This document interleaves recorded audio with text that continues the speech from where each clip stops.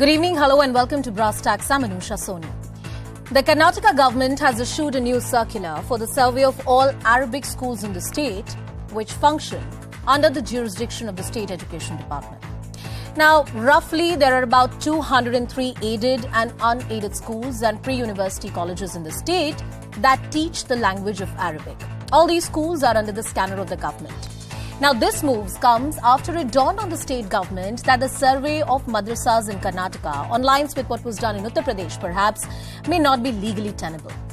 While any kind of educational institution should be regulated by the government of the day to ensure good education to the children of this country or of that particular state, the key question is that whether educational institutes in Karnataka are becoming a battleground for polarizing politics.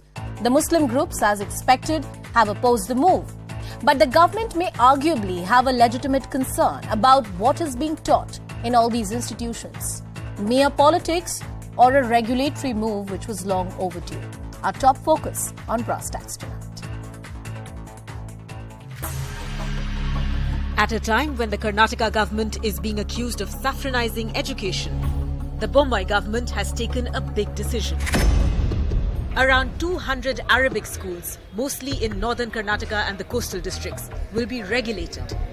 The government's reasoning is that a recent survey revealed that students in these Arabic schools are not being taught subjects like science, math and English, and hence they are not able to catch up with other students because they are not getting a proper education. Asked our commissioner, assistant commissioner to go through it, and whatever the doubts we had, it has been proved in some of the schools. After getting the reports, we will take action. But the Arabic schools, which are registered with the Karnataka Education Board, say they follow the necessary standards of education. अल्लाह का शुक्र है कि मजहबी तालीम भी हो रही है और साथ ही साथ हिसाब भी, कंप्यूटर भी, इंग्लिश भी और हमारी मकामी ज़बान की भी तालीम दी जा रही है. ऐसा नहीं है कि नहीं दिया जा रहा. According to the Karnataka government, 27,000 students enroll at Arabic schools in the state every year, but only 2,000 of them make it to the secondary school leaving certificate level. But many have put the onus on the state. All the government spend money on its citizens.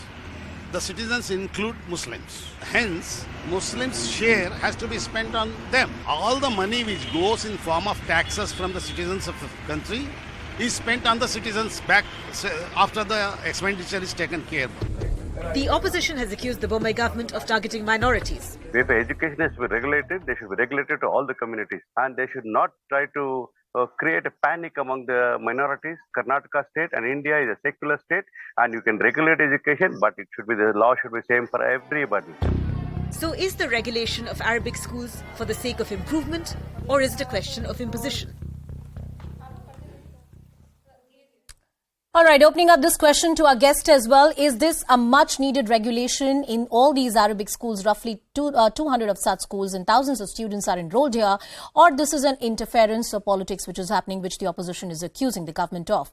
Joining us on the broadcast is Mr. Vaman Acharya, who's the spokesperson of the BJP, Nagaraj Yadav, Karnataka Congress spokesperson, Mr. T.R. Prasad Gowda, who's the senior leader of the JDS, and Mr. Ratan Sharda, who's an RSS researcher and author, who's also joining us on the broadcast. We'll be joined by Mr. Vaman Acharya in just a few minutes from now. But Mr. Yadav, I'm coming to you first. Yeah. How do you see the move of the government? Do you have any objections to it? And I begin with the simple proposition that if there are thousands of students who are enrolled in any kind of institution, educational institution, which may or may not be affiliated to the government, there should be an oversight just to ensure that the young minds are trained in the right manner. Yeah, I completely agree with you. It is UPA government which brought right to education. It is our concept of saying that everybody should get education. Here in Karnataka and in UP, what is happening is only polarization of politics. For example, I'll tell you, the BC Nagesh, who is the education minister, recently said very clearly all madrasas, survey will be done on madrasas on August 24th. He said that, and he said by a month's time we'll set up a madrasa education board. Why did he do a U-turn? They don't know what the constitution norms are. Now they're saying it doesn't come under their purview, so they're going to survey the Arabic colleges which are giving education in studio, which are also imparting education in Karnataka state. In madrasas, almost around 600 madrasas there in Karnataka, which are controlled by work board, which doesn't come under education department. He is not even having that much of knowledge, which is his purview and which is his jurisdiction. He is not aware. The second part is that the Arabic colleges which is coming under, because they're all connected to the aided institutions under the education department, almost around 203 aided institutions. There are a number of unaided institutions are there. What I'm trying to say is that you should take the people into confidence first. Here you see that they are trying to target basically North Karnataka and coastal Karnataka. Why is that? Because North Karnataka and the coastal country is the base of BJP. No, but Mr. Yadav, the truth is also that most of these Arabic schools are situated in the north and coastal Karnataka. No, that is what I'm saying. Yeah. BJP's stronghold is North Karnataka and coastal Karnataka. That is the reason they want to polarize more and more by targeting the minority institutions. If they're really interested in giving a good education to the minority children, why not? We welcome it. But sir, these are 2 points I want you to elaborate upon, and then I'll go to my other case. You use certain words here, polarization and targeting. And also the fact that government should be making sure that the children in minorities, communities get good education. Isn't one of the aspect of imparting good education regulation by the government? And how does one come to the conclusion that any kind of regulation is polarization? How does one reach that conclusion? I'm asking you, the regulation has to be on all say, educational institutions. It should not be selective. For example, are they have got the same way of talking to any mutt or an ashram? They won't do it. Today they'll try to talk about Arabic colleges. Tomorrow they'll talk about convents which are run by a Christian community. This is the attitude of BJP. This is a hidden agenda of BJP, which is not correct. It's not in a good attitude. The attitude of BJP is completely polarization. They want people of minorities to go talk against these things, or Congress try to support these things, and they want to polarize the major community, which is not correct. But Congress always believed in giving a secular education and behave and administrate as per the Constitution. Isn't that a little bit of an oxymoron there? Secular education. And if education should be secular, what role does religion really have in it? But I'm waiting for Mr. Vamanacharya to join us on the broadcast. Before that, Mr. Ratan Sharda, I want to come to you. Polarization, targeting of minority communities, and this is not a welfare measure by the BJP government. How do you see these comments coming in from Mr. Nagaraju Yadav? First of all, actually, I was shocked to understand there are hundreds of Arabic schools running in Karnataka or anywhere in India. What does it give the students? As you gave the figure, out of 20,000 students who are studying in Arabic schools, only 2,000 reach the high school. So are we creating a force of Arabic speaking unemployable youth? For what? And how does it matter whether minority or majority?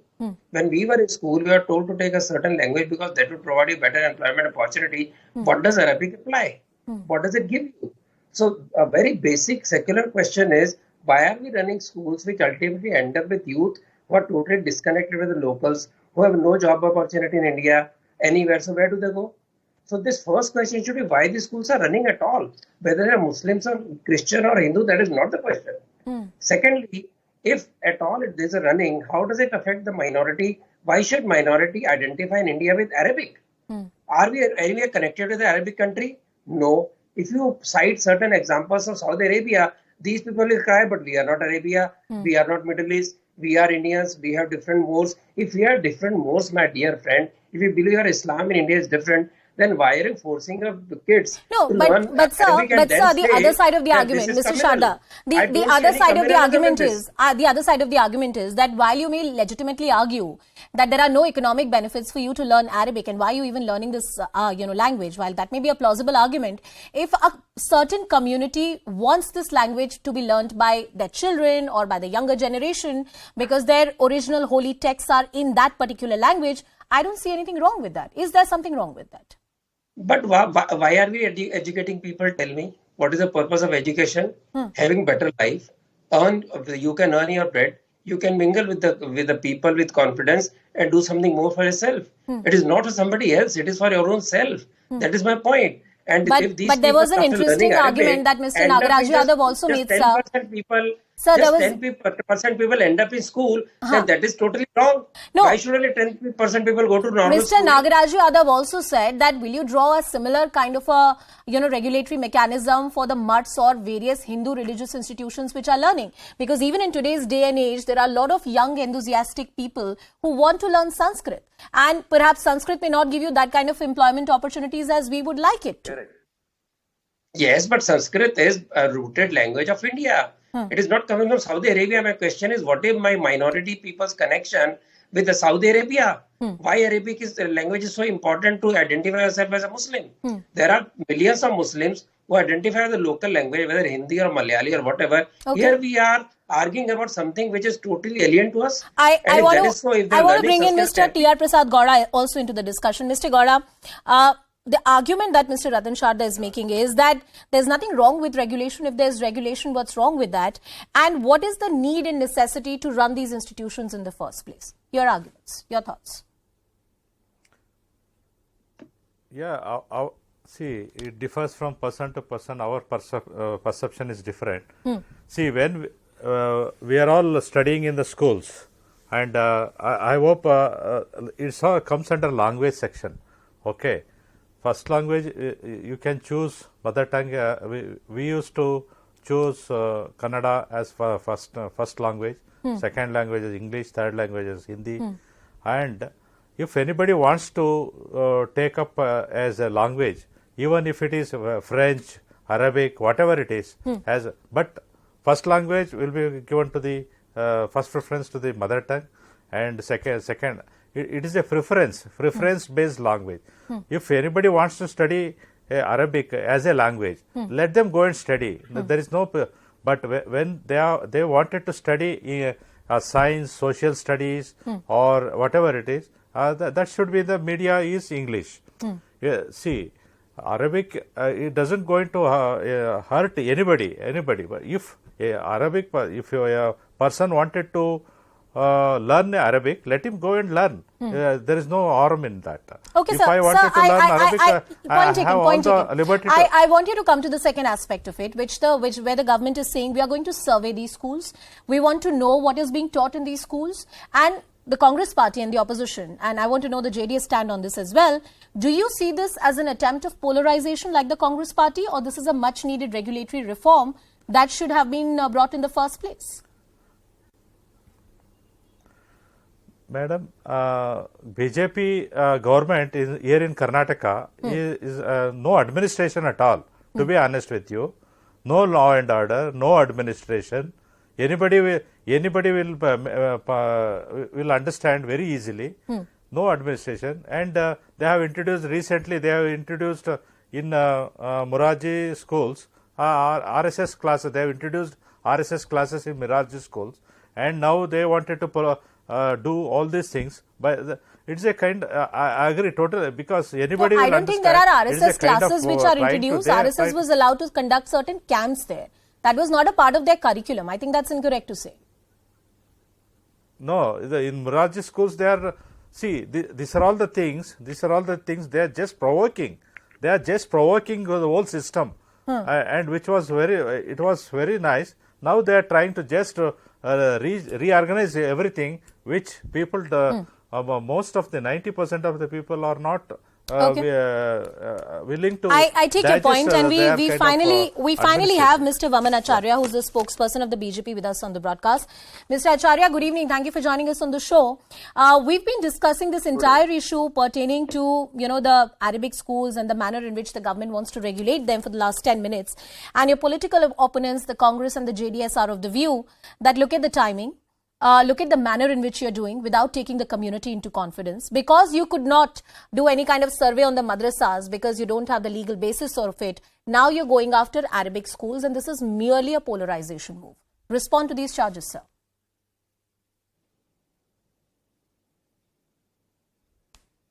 Mr. Acharya, if you can still hear me.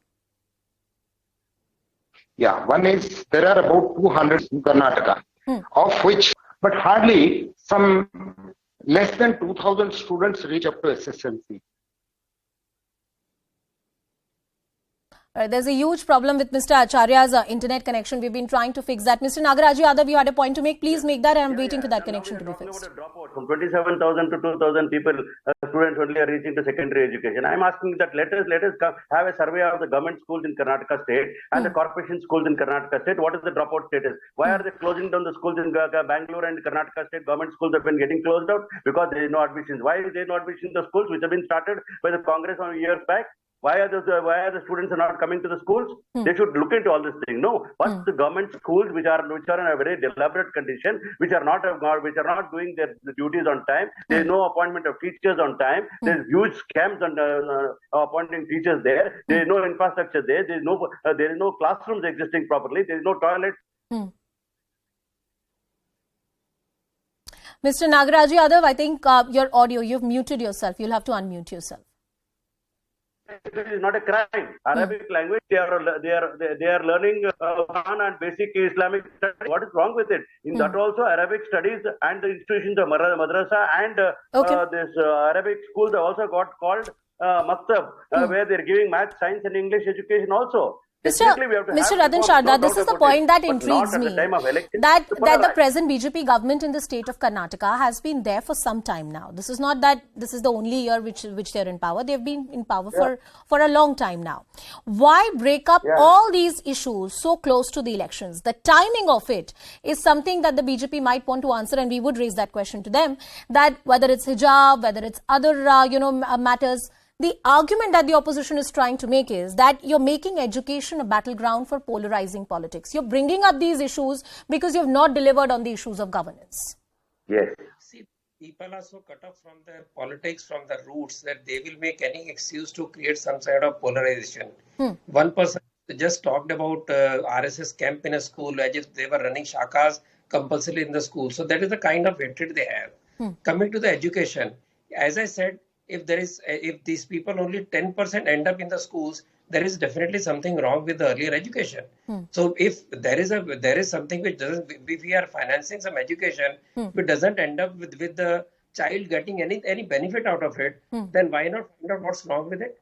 No, sir, I don't think there's anything wrong with it, but the argument, but the question which is being put is that why only about a certain community? That's the question being asked, that why don't you do an audit of the government schools? Why certain community feels that Arabic is their language? Why you have a problem with that? Why do you want Arabic as something which is identifying a particular community? World over, Muslims have their own local languages. They don't learn from Arabic. Apart from reading their namaz and Quran, there is no reason for them to know Arabic. Okay. And if that is so, and if ultimately they can't go to school, my main point is, my dear friend, if they can't go to school ultimately, if they can't get educated, if they can't get jobs, then why are you insisting on this particular school? I am saying for all you can run it, but don't make us pay for it, which ultimately ends with a dumb student. Okay, fair point. I'll take that question to other guests as well. Mr. Vaman Acharya, I think, is back with us on the broadcast. Mr. Acharya, if you can hear me, I want you to respond to all those charges that the opposition has made so far. The timing of it, so close to the election, this is merely a polarizing move. And what are the grounds that the government has for taking in, a matter like this? There's one more point that the Congress party is raising. They are saying that if you're so worried about the dropouts, and from Arabic schools, children are not really coming to the mainstream education, do an audit of your own government schools and see how many children really drop out. Mr. Acharya, please go ahead.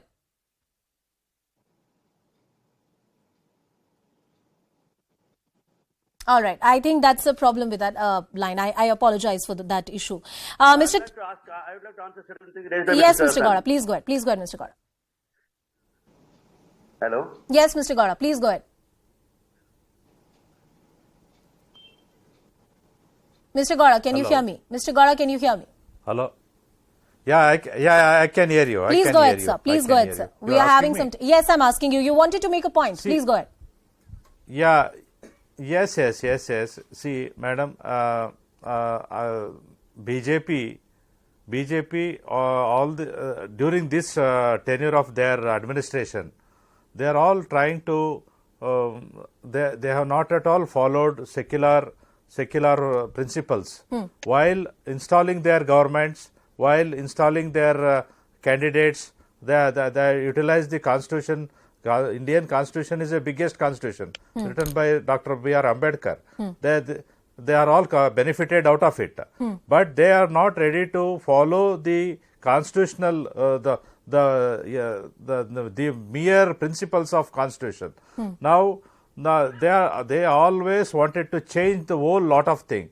I do not know what because of this they are losing the confidence of the people before doing anything. I have been advising them, not only me, our Supremo, the former Prime Minister Devagowda ji, Kumaraswamy ji, everybody is used to advise them before taking any decisions. They have to take masses into confidence, irrespective of the caste creed. But I do not know, and we do not know why they what going to help them out of all these things. But sir, I wonder, and I'm asking this question to you not rhetorically, but quite literally, that what does one mean by taking something into confidence? Because if you want to regulate particular institutions, somewhere or the other, it would irk certain people because they've not been regulated earlier. So what does regulating means, and at the same time, what does taking community into confidence really mean? Madam, Mr. Sharda, I'm coming confidence in the sense that there should be a dialogues across the communities. That's not happening here. Okay, Mr. Ratan Sharda, please go ahead. You had a point to make. That's not. I'm very amused by the kind of arguments, very weak arguments these people are throwing at the entire debate. Who created hijab controversy? Who polarized the people on hijab? It was one school issue. It was an issue of uniform, which was supported by High Court. Still, they went on increasing this entire, expanding the debate to a level where it became an international issue. So, who polarized the people? Coming to the, sharing with people, talking with people. JD had a minority government supported by a bigger party. Did they talk to BJP or anybody else? What is the meaning of election if after the government is elected, they have to go back to everybody and say, Bhai sahab, karu ki nahi karu? Should I do it or not? Please tell me if that is the way you want to run the government. Did Mr. Hegde, so-called Supremo, the word is wrong for a political party, but anyway, it's a family party. How can you say that you should talk across to people, then stop governing, then don't have elections, just have panchayats every time? This is such a speculative argument that I cannot understand. And definitely do worry about every survey. Go to every school. See to it that our money, taxpayers' money is not wasted. But don't keep on claiming victimhood on something which is totally useless kind of education. Mr. Nagaraj Yadav, if this is some kind of interference on part of the state, then why should state pay for any of these institutions? Why should the state government support any of these institutions? Perfectly, reforms are required as on the days change, as on the technology changes, reforms are required, no doubt about it. What kind of reform they are trying to do? Whom are they targeting? That's most important. Mr. Ratan was talking now certain things which is raised, who's raised the hijab and who polarized it. 100% BJP and RSS polarized why? How did this happen? Shawls came into the education institution. This could have been sorted out in Udupi district itself. Why the education minister is not sorted out an issue? Why the MLA of that area wanted to polarize this thing, made it a big issue all over the country. This issue became a serious issue. But Mr. Yadav, the argument runs both ways, right? The argument runs both ways that.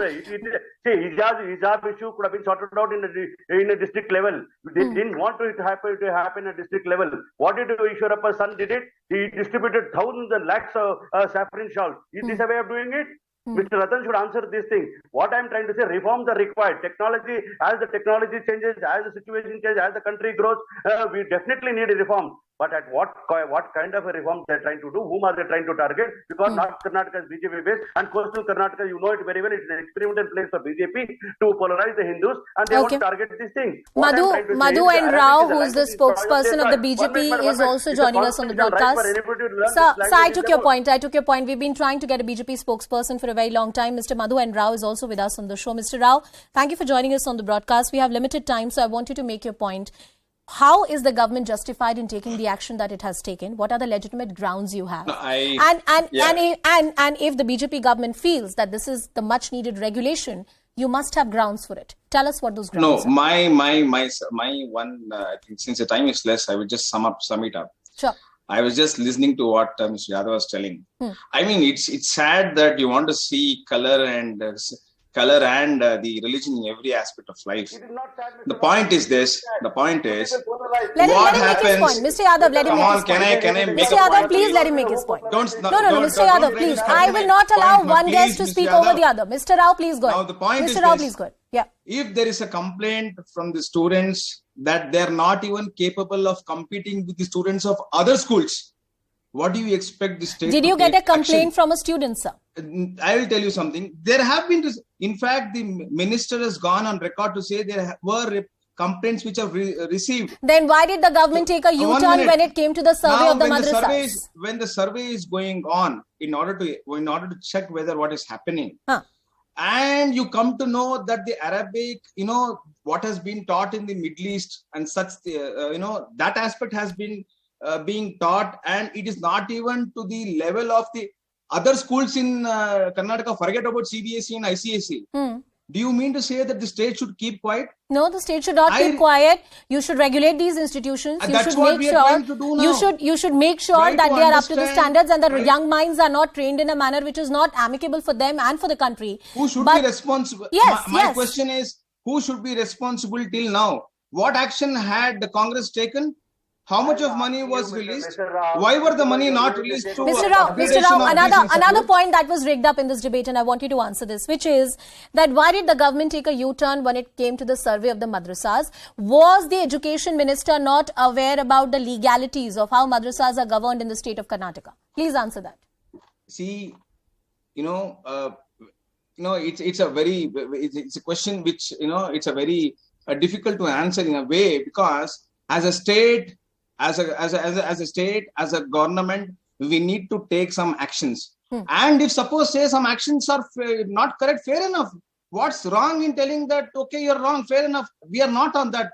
My only submission is, are these Arabic schools on par with the other state schools? Forget about ICSE and CBSE. Yeah. Can I ask this question to the Congress? What were they doing when the money was released? Why were the money not released? Mr. Nagaraju, What a brief action was response taken from by you. the Congress Mr. party Raju, in Nagaraju, a regulating brief these response from you. schools? No, I would like to respond to say that the children of minority are all they are not forced to only go to Arabic school. They can go to any school. We have created so many schools. After BJP has come to power, the government schools are getting closed down. They should answer for that. Why are they talking about minority institutions? Minority institutions also are running medical colleges and other things also. Why they are targeting only Arabic schools is really because Mr. Rao, please answer this question. And I'm asking this question. No, Mr. Rao, I'm asking this question in all fairness, because this point has been made a lot of times in this debate, that the government doesn't have the data when it comes to the dropout rate of the government schools. Why are you targeting a particular community, the madrasas, the Arabic institutions? Respond to that charge that this is polarizing and targeting. Absolutely, it is an unfounded allegation by the Congress party. I think they are used to this. My only submission is this: if as a state we should not even consider taking the data from these schools, I mean, what are we to do then? Are we to just keep quiet and just sit quiet as to what has been done before? My question to Mr. Yadav, don't keep shouting, please. Let me be allowed to speak. Mr. Yadav, please let him finish. Mr. Yadav, please let him finish. I have heard you enough. Please I have heard you enough. All that the Congress party talks of is only of polarization. Let me tell you something. I do not want to get into all these things. When Right to Education was amended by the Constitution, why did they not allow the minority institutions to come under the ambit? Let me not talk about all those things. Okay, I have last 1 minute. I have last 1 minute, Mr. Rao. Mr. Rao.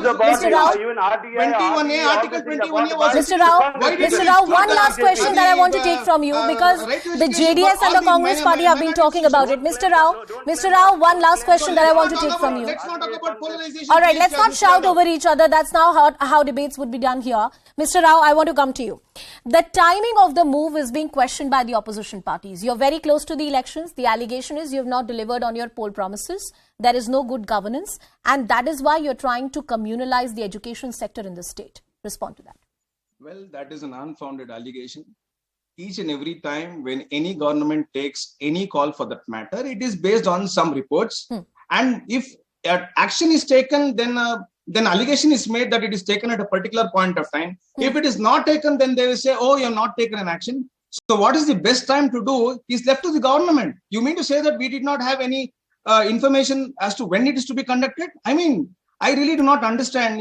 Seeing everything in a colored glass is unfortunate from the Congress party. Okay. We have decided to conduct this survey only in order to ensure that the education is on par with the introduction of the NEP. That is all. When the NEP is introduced, we want to streamline certain things and get under the ambit of NEP. What's wrong in that? Well, you sir, mean to say that I hope as a citizen of this back? country that this leads to the reform that you're talking about. I thank you for joining us, Mr. Rao, on the broadcast, Mr. Nagaraj Yadav, T.R. Prasad Gaura, Ratan Sharda.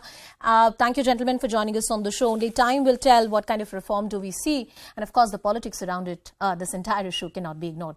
We're slipping into a very short break. But on the other side, coming months of back and forth, Elon Musk takes over Twitter. What does this mean for the social media giant and free speech across the world? This will have ramification. And what does this takeover by Elon Musk really means?